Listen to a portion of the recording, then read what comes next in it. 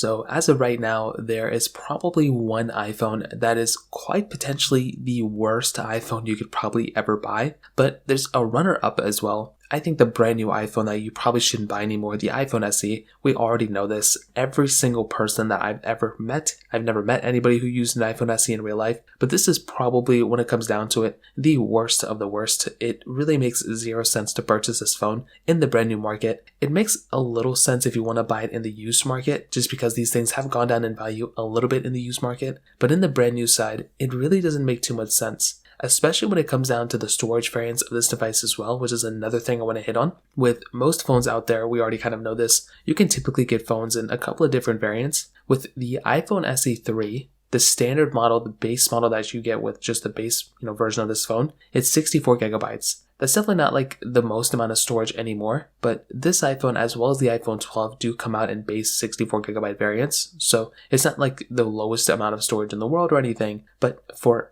$50 more, you can get the 128 gigabyte model of this phone. So for $479, you could get the 128 gigabyte model of this device, and even that I probably wouldn't recommend doing, because even though $50 may not seem like a lot of money, it is still a lot of money to spend on a phone that is already outdated. So it doesn't make any sense to upgrade an outdated phone because you're just getting an upgraded version of an older device. The 256 gigabyte model is even more confusing because that one is $579. So with that device, you are still spending almost $600 on that phone, where you can potentially buy so many other phones, probably even at 256 gigabytes, you can get a way better phone for so much cheaper. It's not even funny. You could probably buy an iPhone 13 for less than that price, and I've seen them go for even less than like $500 in a lot of places. In fact, you could probably buy an iPhone 13 Pro if you look hard enough, if you try to find a good deal, for less than $600.